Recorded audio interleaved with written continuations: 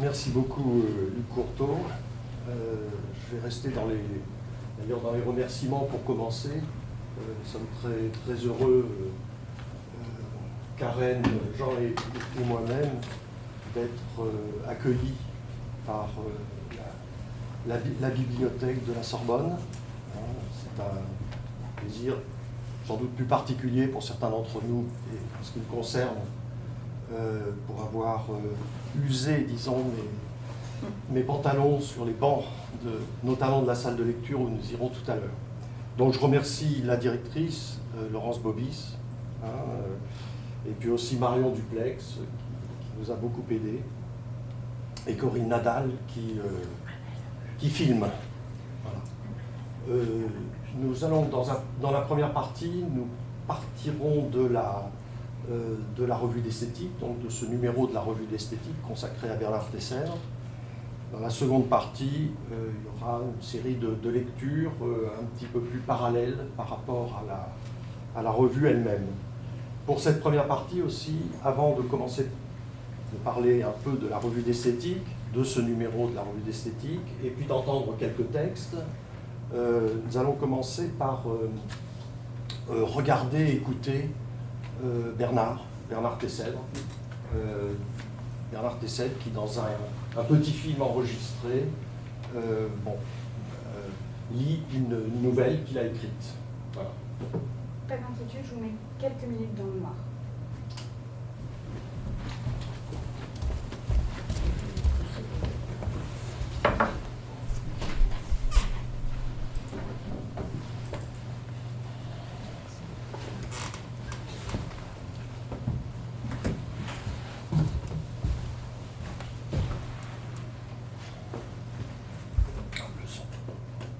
Le rôle de l'intermède, et il s'intitule Le nombril. Voici. Intermède, le nombril. Mona, nue, est assise dans la position du lotus devant le miroir de sa chambre. On entend, en bruit de fond, une musique de Monteverdi, les Vêpres de la Vierge. Que fait-elle? Immobile, les jambes croisées, les cuisses bien à plat, le buste cambré. Elle contemple son nombril. Il y a ceux qui sont pour et ceux qui sont contre. Ceux qui sont contre vous disent: a-t-on encore le droit de regarder son nombril un demi-siècle après Hiroshima? Un petit milliard de petits Chinois, et moi, et moi, et moi. Mona fait la moue. Non, décidément, son nombril n'est pas si mignon que ça. Elle n'arrive pas à concentrer sur lui l'attention qui lui est due. Elle ne s'est pas assez endurcie au spectacle quotidien de la misère du monde.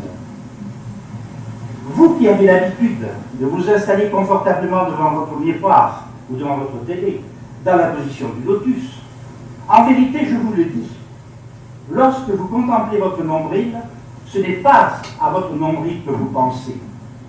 Ce n'est pas de lui que vous avez peur. Voir qu'il est là, bien sage, ça vous rassure plutôt. Ce qui vous terrifie, c'est la pensée de l'horreur que serait son absence. Vous méditez sur la blessure qui vous a séparé du reste du monde. Voyez comme les peintres ont représenté nos premiers parents chassés du jardin d'Éden, sous la lueur rougeâtre du couchant. Ils ont pris soin de dessiner devant leur bas-ventre des contorsions de mains ou des arborescences vitales que la nature rend peu vraisemblables. Le but est de cacher le sexe, bien sûr, mais surtout, il est de cacher qu'ils n'ont pas de nombril. Qu'est-ce en effet que le nombril? La cicatrice d'une plaie. Quelle plaie? Celle de la naissance. Avec des ciseaux ou avec les dents, il a fallu couper le nombril, le cordon ombilical du nouveau-né. Imaginez une société qui refuserait ce rite de violence primordiale. Tous les enfants resteraient, leur vie durant, attachés par le ventre à la matrice de leur mère. De génération en génération, la chair croîtrait dans un fouillis de corps liés par le lacis des ombiliques. L'humanité entière serait un polype géant. La sphère terrestre, peu à peu, se couvrirait d'une vivante croûte humaine comme d'un madrépore baigné par les océans. La solidarité bestiale serait sans limite, l'idée de civilisation ne serait pas pensée. Ça vous amuse, mais ce n'est pas si drôle que ça. S'il est vrai que chaque être humain était à l'origine lié au terreau nourricier et maternel par le cordon ombilical, que ce lien a été coupé, le laissant seul au monde, et que cependant il s'obstine à vivre, alors le traumatisme du cordon taillé dans le vif a laissé sa cicatrice, le nombril, en mémoire à la naissance de chaque individu et à l'origine de toute société civilisée. Mais quel prix a-t-il fallu payer?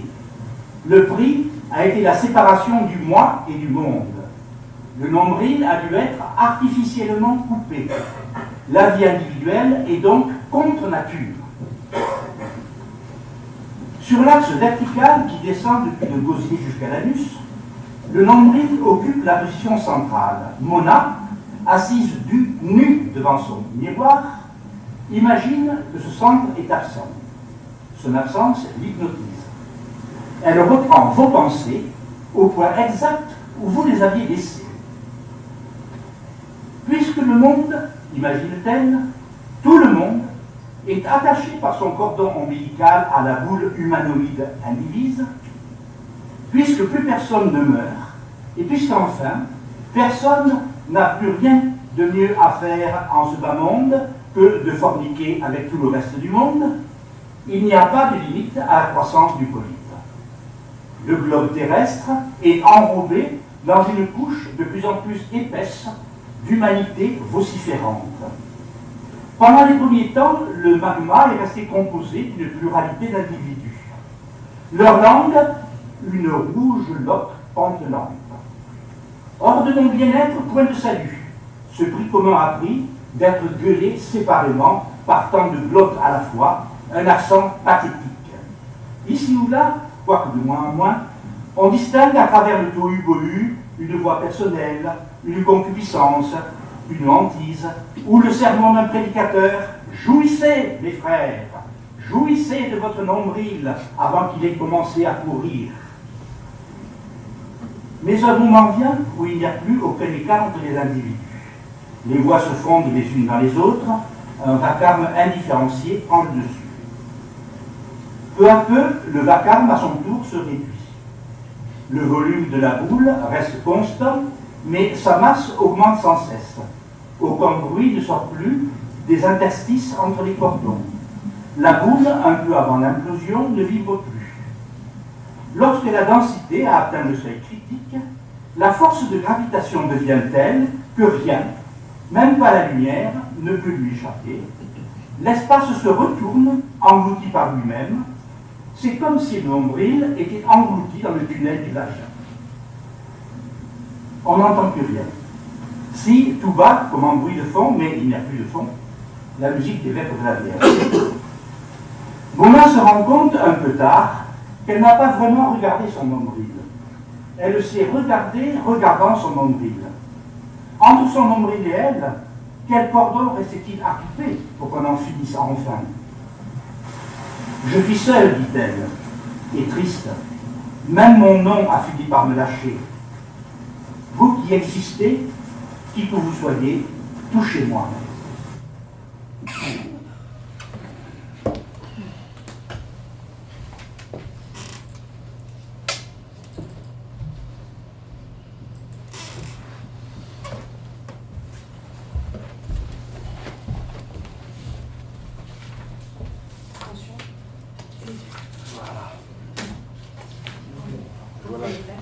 Voilà donc un petit échantillon de Tessèdre, bon, dans un cadre particulier où il manifeste sa facilité à construire des fictions.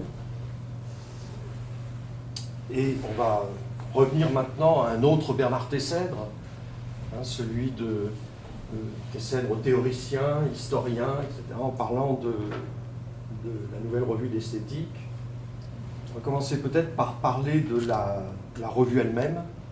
puisque c'est l'idée fondamentale de ce genre de séance organisée par la BIS. Normalement, Carole Talon-Hugon, qui est directrice de publication, aurait dû parler, mais bon, un peu incommodée, donc je vais la remplacer pour simplement dire que au sortir de la Seconde Guerre mondiale, un certain nombre de philosophes de la Sorbonne ont fait naître des institutions vouées à l'esthétique. Alors, il s'appelait Victor Bache, Charles Lalo, Raymond Bayer et évidemment Étienne Souriau. Victor Bache a créé la Société française d'esthétique bien avant, d'ailleurs je crois en 1931, semble-t-il. Et puis ensuite, donc, après la guerre, c'est la création de l'Institut d'esthétique et de la Revue d'esthétique. Et donc, à cette Revue d'esthétique, qui, alors, à partir de 1968, sera associée à la Société française d'esthétique. Donc, à l'intérieur de cette revue, à cette revue sont associés un certain nombre de grands noms de l'esthétique française, Dufresne, Revaud-Dallon, Lascaux, Noguès, Le Bot, Passeron, etc., etc. Alors, peut-être pour parler un peu de cette revue d'esthétique, je pense que nous pouvons rentrer dans un certain nombre de détails. Donc, je vous passe la parole. Je passe la parole à quelqu'un qui est bibliothécaire à la bibliothèque de philosophie de Sorbonne Université. Voilà. Je vous en remercie. Donc, bonjour, je suis Aurore Marie Guillaume, je suis responsable de la bibliothèque de philosophie de Sorbonne Université.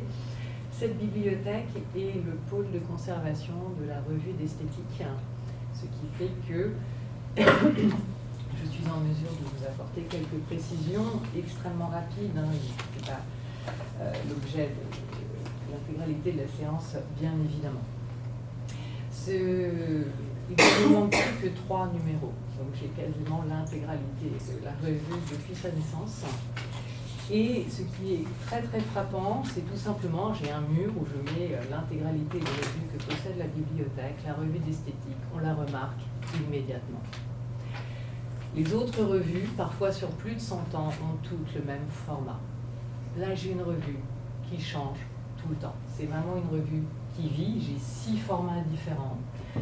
Alors, quand elle se crée, en 1948, nous avons un format standard de revue. Et la revue reste classique, elle traite de questions d'esthétique, mais comme le ferait la revue de métaphysique et de morale, simplement, voilà, nous sommes dans le format revue avec des articles un peu plus classiques. Et j'aurais tendance à dire que ça fait lien aussi avec Tessel, qui commence par travailler sur Hegel, etc. Et puis, progressivement, au tournant des années 70, ils vont vraiment complètement changer de format, et c'est tout à fait étonnant, c'est la seule revue que je connaisse où on est carrément en format poche, puisque c'est la collection 10-18 qui prend le relais pour de nombreuses années, 6 ans, et là nous avons vraiment un tout petit format qui se met dans la poche, qui peut être lu par tout le monde, et pareil, toujours, si on le pense par rapport à Bernard Tessèdre, le moment où il va s'intéresser à la sociologie de l'art, et là c'est vraiment ça, nous sommes dans la révolution de la pensée, il n'y a plus de, il n'y a plus de table des matières, souvent on n'indique même pas les auteurs, c'est l'idée d'une circulation des idées telle qu'elle a pu exister dans les années 70. Ensuite, dans les années 80, elle devient un objet d'art elle-même, et les artistes y participent. Donc c'est pour ça que je trouvais ça aussi très intéressant par rapport à Bernard Tessèdre, puisque très vite les artistes écrivent dans la revue d'esthétique. Ce ne sont plus seulement les philosophes, les théoriciens qui existent, mais les artistes eux-mêmes, et tout se mélange. Et nous avons ce très grand format, qui pareil est rare pour une revue universitaire, et une revue théorique, et avec des innovations d'un point de vue éditorial absolument majeures. Alors je pense que ça explique aussi pourquoi nous avons eu autant d'éditeurs, ce qui est aussi très rare pour une revue. Mais je pense qu'ils avaient parfois du mal à oser faire ce que souhaitait le comité éditorial. Donc Il y a un suivi des presses universitaires de France de 1948 jusqu'à 2004, jusqu'à ce que l'on passe à un autre type de revue, mais c'est toujours eux qui l'éditent. Et puis sinon, nous avons Vrin, mais finalement relativement peu de temps, la SPDJ, CleanSec, Bourgeois, une seule année, là je pense qu'il a fait le lien en attendant une solution pérenne, l'Union Générale d'Édition, Priva et Place, où là ça devient vraiment une revue d'art. Alors j'ai la chance, et je voulais amener d'avoir non seulement le numéro 1, mais c'est le numéro 1 d'André Lalande, et ça je trouve ça tout à fait fascinant, puisque il se trouve que j'ai la bibliothèque d'André Lalande à la bibliothèque, et il y a très peu de livres d'esthétique. Mais la revue d'esthétique, elle est là. C'est-à-dire que cette innovation de la pensée, c'était quelque chose qui lui plaisait et qui fait qu'effectivement, il l'a suivi et que le numéro sont les. Voilà. Merci Aurore Marie Guillaume, merci pour cette présentation. Alors ce qu'on peut dire quand même, c'est qu'à partir de 2008, c'est la nouvelle revue d'esthétique, donc disons impulsée par Carole. Et voilà, de 2008 à ce jour, une certaine permanence oui, tout à fait. nouvelle. Et alors je me permets, parce que c'est arrivé que le comité éditorial se réunisse dans la bibliothèque pour travailler, donc je suis très fière aussi de... Voilà. On y revient. Voilà, vous êtes vraiment les bienvenus. C'est la prochaine réunion. Donc, ben voilà, c'est un nouveau moment, la nouvelle revue d'esthétique, c'est encore la revue d'esthétique, mais au fond rénovée, changée, avec évidemment aussi un renouvellement du comité de rédaction. On trouve par exemple des gens comme Marianne Massin, Jean-Marie Schaeffer, Bernard Bouilloux, etc. Elle publie 2 numéros par an, qui, au fond, comme l'ancienne revue, se partagent entre des numéros autour de thématiques. Il y a eu par exemple esthétisation, critique, et plus récemment esthétiques artificielles, donc autour de l'intelligence artificielle, et le prochain numéro sera sur le kitsch, celui qui va sortir, je pense, en début janvier. Voilà. Et puis d'autre part, des auteurs. Alors il y a un certain nombre de numéros qui sont consacrés à des auteurs. On a fait un Étienne Souriau, Gérard Genette, à venir un numéro sur Ingarden, roman Ingarden, un autre autour de Warburg, et puis il y a le numéro Bernard Tesser, voilà, le numéro 32. Alors je ne sais pas, je peux le présenter, mais Jean Dasilva pourrait très bien le présenter aussi, s'il le veut. J'ai deux mots sur le numéro, plutôt sur notre intention lorsqu'on l'a mis en place, qui était, dans un premier temps, et on espère qu'il y aura d'autres études évidemment concernant l'œuvre de Bernard Tesser, mettre à plat son parcours, le rendre intelligible et perceptible par un public qui n'a pas toujours une vision un petit peu étendue et bien dessinée donc de son parcours. Donc un texte d'introduction qui permettait d'en montrer la cohérence, en revenant pour beaucoup d'ailleurs sur son rapport à Hegel, qu'a développé Dominique Château ensuite dans un texte plus spécifique, qui est quelque chose que j'ai perçu tardivement d'ailleurs, en travaillant sur l'histoire de l'UFR et puis plus particulièrement là-dessus, parce que c'est pas quelque chose qui, lorsqu'on l'entendait, lorsqu'on le lisait, était parfaitement évident. Et on peut s'apercevoir que ce rapport à Hegel est non seulement complexe, mais long, surtout dans le temps, et pratiquement tout au long de son œuvre. Ce qui est une spécificité dans le champ intellectuel donc de l'époque, qui est quand même le champ de la rupture avec Hegel, la remise en cause de Hegel, remise en cause de la lecture de Kojève, et ainsi de suite. Ensuite, c'était la nécessité de mettre à disposition des jeunes chercheurs, et peut-être d'autres, donc, eh bien, une bibliographie complète, une biographie la plus précise possible, et donner à lire donc un certain nombre de textes oubliés, un peu difficiles d'accès, en en donnant soit l'intégralité, soit les extraits.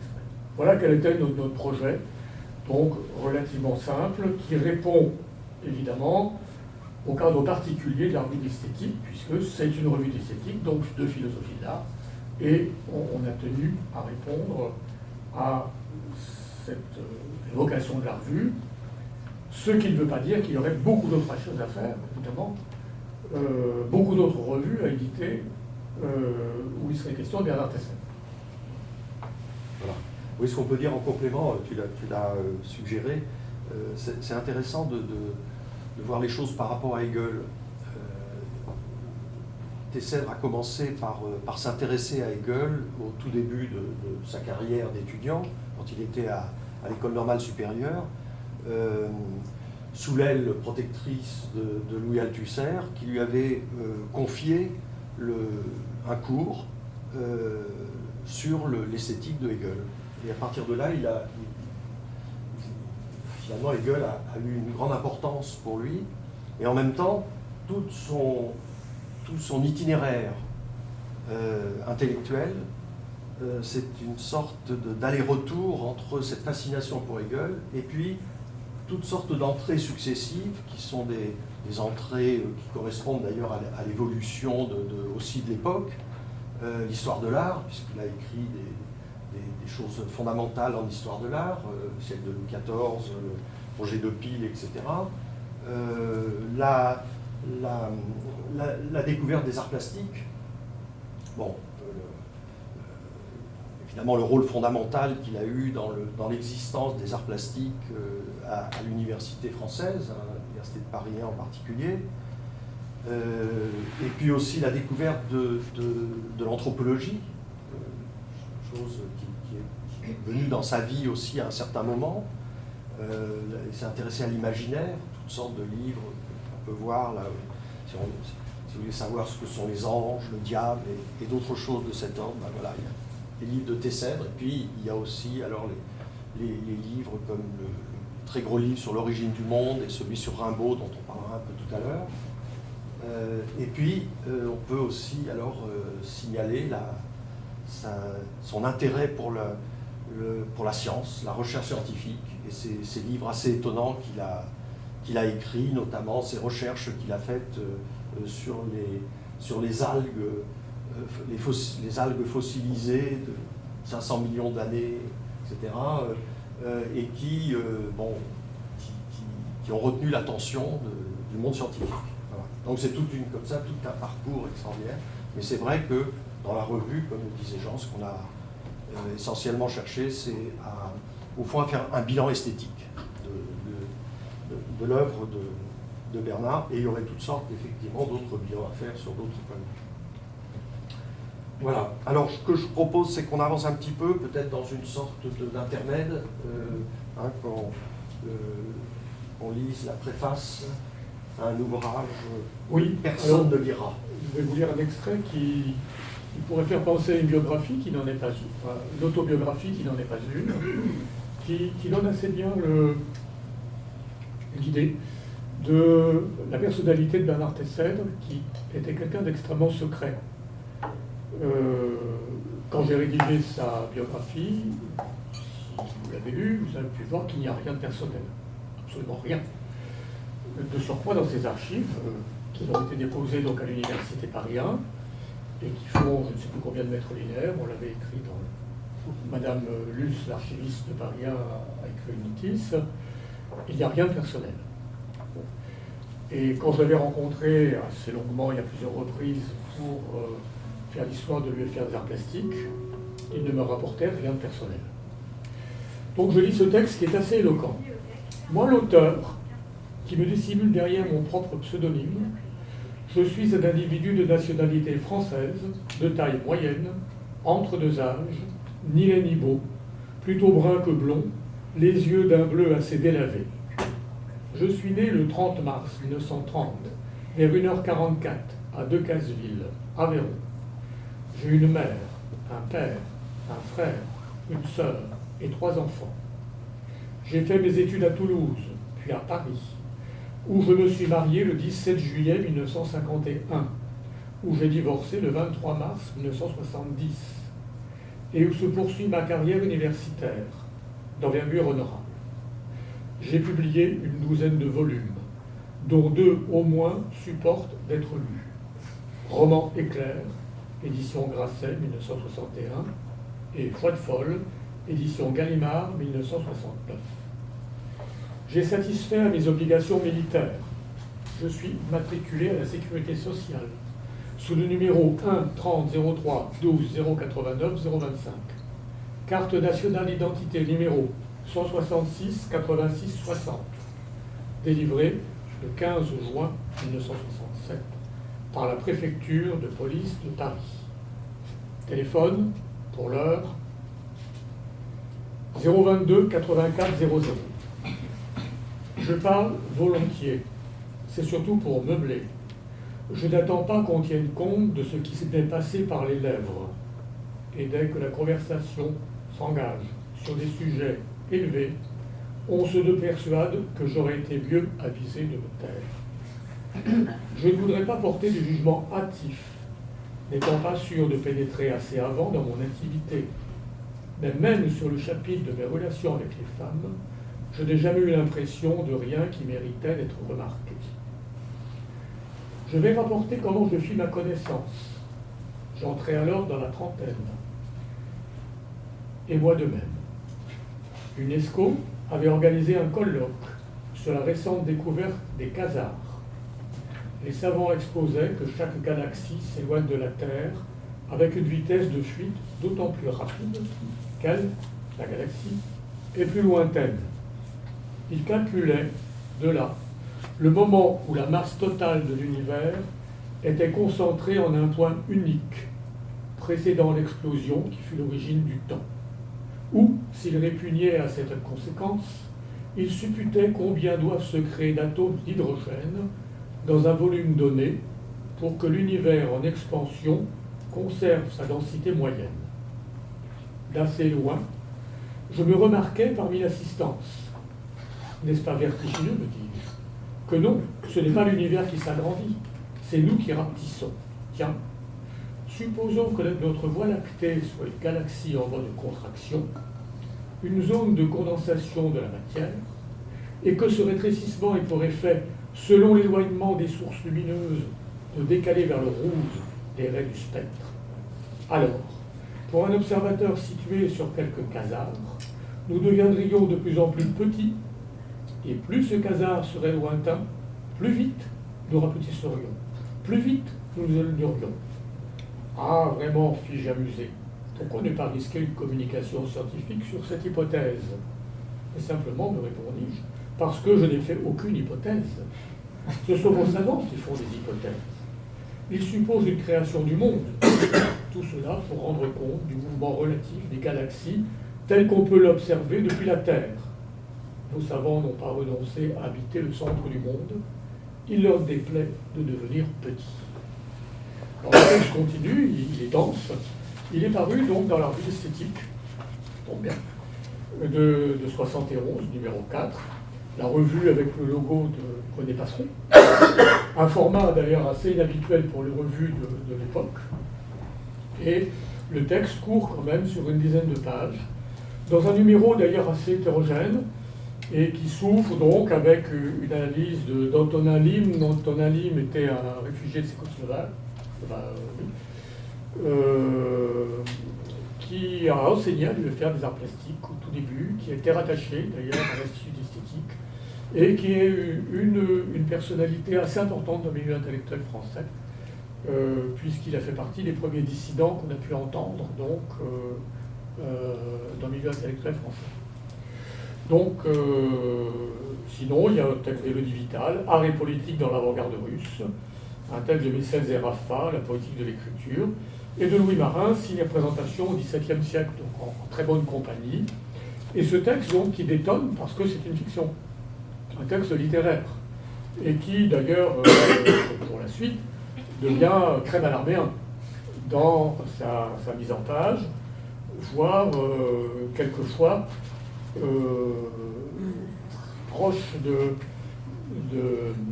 la poésie sonore dans certains cas, et qui commence donc avec cet autoportrait qui n'en est pas un, et qui pour moi donne une très bonne image de la façon dont Bernard Tessel ne s'offrait pas aux autres, en fait. Merci. On va poursuivre avec quelques lectures de textes qui se trouvent dans la revue. Donc, s'il y en a 3 qui ont été prévus, je pense qu'on fera d'ailleurs les 2 prochains et le 3e, on le fera dans la salle de lecture. On va enchaîner. Donc, c'est François et Cécile qui ont accepté, François et Cécile Soulage qui ont accepté de lire. Il s'agit d'un extrait de la revue VH101. Donc, vous pouvez soit venir là, soit là. Oui, mais il ne vaut peut-être pas mieux faire trop de déplacements. Vous pouvez lire de là, oui, où vous êtes, c'est très bien. Vous pouvez vous lever, oui. Est-ce que ça va être filmé, vous préférez? Ah oui. Donc c'est un extrait d'un numéro qui s'appelait La Théorie, dans VH 101. C'est un moment où il y avait une grande discussion sur le rôle des sciences humaines dans l'esthétique. Et c'était un numéro où il y avait Barthes, Bourdieu, Goldman, Lévi-Strauss, Lyotard, Martinet, Pontalis, Revaud-Dallon, Robbe-Grillet, Solers, Vasarely et Tessel. Les faits ne courent pas les rues tout nus. Ce que nous appelons les faits est en réalité construit. Il y a seulement 30 ans, tel événement de la petite enfance d'un peintre comme Léonard de Vinci n'était pas considéré comme un fait pertinent. C'est devenu un fait depuis Freud. Que César Pavese se soit évanoui en voyant descendre le long du Pô une barque portant le nom d'Olga n'était pas un fait pour l'esthétique traditionnelle. On y voyait quelques fantasmes de l'artiste. On ne considérait pas que l'œuvre était concernée. De même, ce n'était pas un fait, avant le marxisme, de remarquer que Masaccio avait une clientèle de riches bourgeois en lutte ouverte avec le régime princier des Médicis. Maintenant, cela acquiert un sens qui nous permet d'aborder l'œuvre de Masaccio d'une manière différente de celle de Fra Angelico, pour prendre 2 contemporains. Il y a d'autres problèmes. Quand nous parlons d'art, du seul fait que nous parlons, nous employons des mots, c'est-à-dire des concepts. Et que celui qui parle de classique et de baroque devrait bien se rendre compte qu'avant d'être 2 époques historiques, le classique et le baroque sont 2 concepts. Il y a toutes sortes de résonances en nous quand nous parlons, quand nous employons le mot baroque. De même, quand nous parlons de clair-obscur ou de perspective aérienne, d'harmonie de coloris, nous employons comme allant de soi des termes qui recouvrent tout un ensemble intellectuel ou idéologique. D'autre part, quand je dis que les faits ne courent pas les rues tout nus, je veux dire qu'on ne peut parler de faits sans opérer une sélection parmi les faits. Qu'est-ce qui est important? Qu'est-ce qui est significatif? Qu'est-ce qui ne l'est pas? Dans un livre sur la fin du XIXe siècle français, vous trouverez plus de place accordée à Cézanne ou à Manet qu'à Couture et à Bonnat. Pourquoi cela? Il a fallu établir une hiérarchie entre des faits. Il y a des tableaux de Bonnat et il y a des tableaux de Cézanne. Mais nous mettons une sorte de système de valeurs sous-jacent même dans ce que nous croyons être des faits. Celui qui écrit un manuel d'histoire de la peinture au XIXe siècle a choisi des œuvres et des artistes qui lui semblent importants et relégué dans la pénombre ceux qu'il juge secondaires. Mais l'appréciation de ce qui est important ou secondaire, ou la simple hiérarchie que l'on établit entre les faits, implique des valeurs sous-jacentes, ce qui donne le choix entre deux possibilités. Ou bien simplement répéter le système de valeurs déjà admis, et alors on tombe dans l'idéologie régnante, ou bien essayer de fonder son propre système de valeurs. Et pour le faire, on est obligé de prendre appui sur les sciences positives, c'est-à-dire sur la sociologie, la psychanalyse, etc. Critique vient du mot grec krinein, qui indique la faculté de discernement. Cette faculté ne tombe pas des nues, et elle n'est pas non plus une simple familiarité avec les objets. Dans la mesure où le critique se borne à énoncer ses réactions devant l'œuvre, il fait une œuvre qui est psychologiquement intéressante en ce qu'il nous apprend sur lui-même et pas du tout en ce qu'il nous apprend sur l'œuvre. Le critique, en réalité, est quelqu'un qui nous parle de lui à propos d'une œuvre. Ses jugements sont très intéressants, à condition de bien comprendre de quoi il s'agit. Ce critique, qui parle d'œuvres d'art contemporaines et les œuvres auxquelles il se rapporte, sont, des deux côtés, les produits de choses qu'il ignore. C'est-à-dire que la réflexion du critique est le fruit de son expérience personnelle, de l'idéologie qui l'entoure et du conditionnement social auquel souvent il n'attache pas une importance suffisante. Les œuvres d'art, il en est exactement de même. Par exemple, la mise en rapport entre les œuvres d'art contemporaines et la critique est quelque chose de très intéressant qui éclaire l'un et l'autre. Mais ce n'est pas la critique qui éclaire l'œuvre d'art. Ce qui est éclairant, c'est le fait qu'il y ait des œuvres et une critique participant du même monde culturel, reflétant ou traduisant les mêmes choses présentes dans l'œuvre. Mais ce n'est pas un jugement porté du dehors. Le critique ne juge pas. Il ne fait qu'expliquer ses rapports avec certains objets d'un ensemble qui fait partie de la même sphère que lui. Celui qui a créé l'œuvre et celui qui en parle n'ont aucunement ni l'un ni l'autre à nous dire la vérité. Par conséquent, la critique d'art est très importante car elle nous permet de dégager des principes réellement à l'œuvre dans l'évolution artistique. La seule condition qu'on doit exiger du critique, c'est qu'il ne prétende jamais nous dire la vérité. La critique n'a rien à voir avec la vérité. Merci. Merci à tous les deux. Le texte suivant, on va vous lire.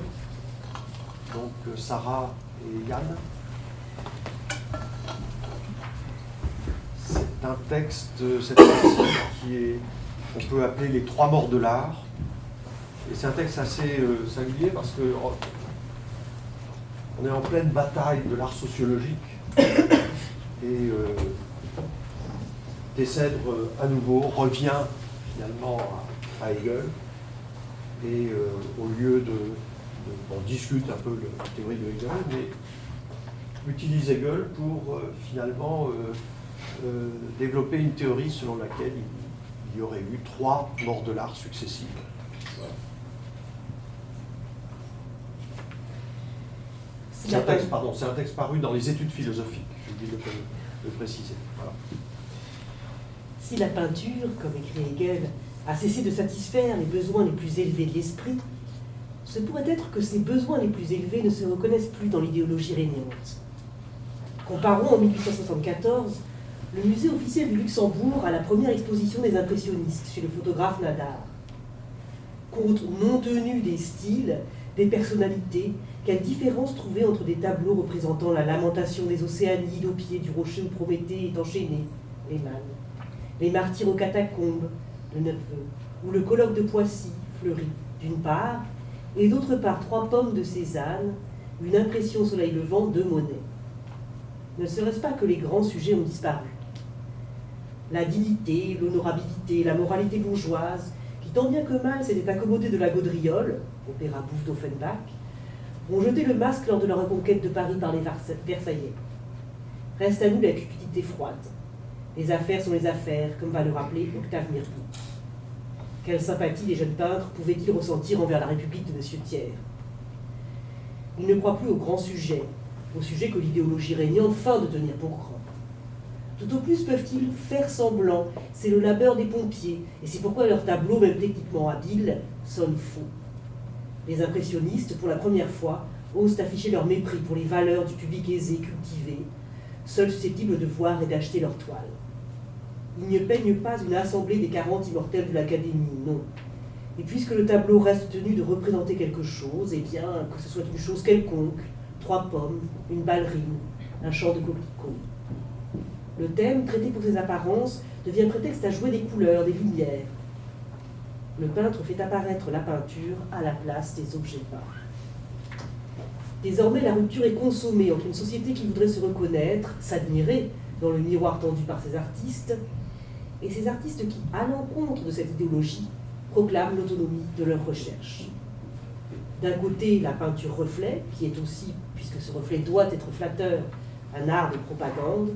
Cela va du réalisme bourgeois au réalisme socialiste, à l'art officiel des nazis. D'autre côté, la peinture aventure que ses adversaires taxent de formalisme et qui procède par scandale, puisqu'elle fait violence aux goûts établis. Je suis les primitifs d'une ère nouvelle. Cette phrase de Cézanne, inauguralité d'avant-garde, qui aboutit aux provocations des fauves, des cubistes, des futuristes. Mais voici se préparer une seconde mort de l'art. Elle intervient non par hasard à la veille de la Première Guerre mondiale. Cette mort a 2 faces, l'abstraction et le ready-made. L'art abstrait ne fait guère que porter au point de non-retour cette brèche ouverte, si différemment, par Ingres et par Turner, dans l'esthétique de la représentation. Aussi a-t-il pris l'origine à partir des avant-gardes les plus diverses. Expressionnistes, Kandinsky, futuristes, Malevich, divisionnistes, Delaunay, cubiste, Mondrian. Le tableau n'est pas mis en question dans sa matérialité ni dans ses techniques, mais de la conception traditionnelle qui rapportait une ordonnance formelle à une expression et à une représentation, le dernier terme au moins a disparu, parfois les 3 à la fois. Si une composition de Kandinsky à Munich s'en tient à un expressionnisme formalisé par abandon de la référence naturaliste, l'œuvre néoplasticienne de Mondrian innove de façon autrement exemplaire, car elle n'est pas figurative, n'est pas davantage expressive. Et c'est bien à tort qu'on la confondrait avec un formalisme géométrique, quand au contraire, elle prétend abolir toute forme, naturelle ou géométrique, au profit d'une tension dynamique entre lignes et champs colorés. Une peinture abstraite, pouvait dire un bourgeois vers 1912, ce n'est pas de la peinture, puisque ça ne représente rien. Il aurait pu dire la même année d'un collage cubiste que ce n'est pas de la peinture, pour de tout autre motif. Dans le premier cas, il ne doutait pas d'être en présence d'un tableau. Il contestait que ce tableau fût artistiquement viable, faute de s'accorder aux critères de l'art comme représentation. Dans le second cas, il trouvait collés sur la toile des objets, un journal déchiré, un éclat de miroir, qui physiquement ne relevaient pas de la peinture. Le fait que ces éléments incongrus restaient intégrés à un ensemble qui, par ses autres caractères morphologiques, pouvait être encore être assimilé à un tableau, aidait à rendre les collages cubistes admissibles. Il n'en va pas du tout, il n'en va plus tout à fait, de même pour un collage dadaïste de Schwitters. Tous les matériaux de rebut, à 3 dimensions, sortent du cadre. Et plus du tout lorsque Duchamp élimine ce cadre pour substituer à l'œuvre, produite par l'artiste, un ready-made, celui d'appartenance. Le problème n'est plus d'établir si un porte-bouteille, une roue de bicyclette, un urinoir présente les qualités formelles requises d'une œuvre d'art, mais si un statut artistique peut leur être reconnu, qu'il les subsumerait sous la classe logique œuvre d'art. Or, cette reconnaissance, plutôt que sur des motifs intrinsèques, se fonde sur une mise en situation. Qu'un urinoir banal ait été exposé au musée signé Ralph Moot et baptisé Fontaine, que de surcroît les historiens de l'art se croient tenus de la mentionner, cela signifie qu'un objet fabriqué en grande série, sans présenter aucun des caractères que le public attend d'un objet d'art, a changé de statut, en s'intégrant à une ambiance telle que le public soit en condition d'atteindre un objet d'art. Le cadre qui dissociait l'artistique du quotidien et qui, dans le cas d'un collage cubiste, restait l'idée de tableau, est devenu ce lieu idéal, le musée. L'appartenance à la classe œuvre d'art se voit reconnue en vertu de la relation entre une déclaration par un homme réputé artiste et un contexte, l'insertion dans un cadre réputé artistique. L'art est mort pour la 3e fois dans les années 1960. Sa nouvelle agonie avait débuté parmi ces traumatismes que furent la Seconde Guerre mondiale, suivie par les soubresauts de la guerre froide, la révélation des camps de concentration nazis, l'explosion d'Hiroshima. Cette fois, dans la condamnation de l'esthétique de la représentation, ce n'était plus seulement la notion de représentation qui devenait caduque, mais celle même d'esthétique. Ce fut la débâcle des anges, en 2 sens contraires, parce que les anges passent pour beaux et que pourtant ils sont incorporels. Merci. La débâcle des anges, c'est intéressant parce que le texte est de 1975 et c'est une allusion à un article de 1974 qu'il avait écrit sur Gina Panet, qui s'appelait Gina Panet ou la débâcle des anges. Et en 1979, il entreprend toute la série de ses livres, toute cette trilogie, dont notamment le livre sur les anges. Voilà. Donc c'est intéressant de voir qu'à l'intérieur même de ces interventions théoriques, il y a des échos de ce qu'il fait par ailleurs dans cette œuvre tout à fait foisonnante. Alors je crois qu'on devrait commencer à migrer vers la salle. Je crois que c'est ça. Et on commencera donc la deuxième partie de la séance par une lecture d'Hélène Sirven, qui nous... Voilà, un petit passage du Rimbaud. Allons-y.